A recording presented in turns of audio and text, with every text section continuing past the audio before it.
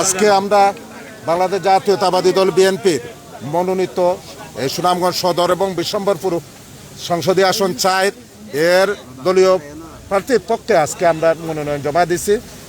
আগামী 12 ফেব্রুয়ারির যে নির্বাচন শান্তিপূর্ণভাবে আমাদের এই উৎসব মুখরভাবে আগামী 12 তারিখের নির্বাচনটি যাতে আমরা সফলভাবে সুষ্ঠুভাবে হয় তাই সবাইকে আহ্বান জানাচ্ছি।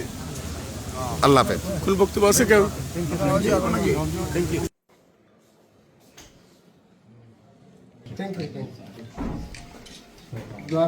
আমাদের জন্য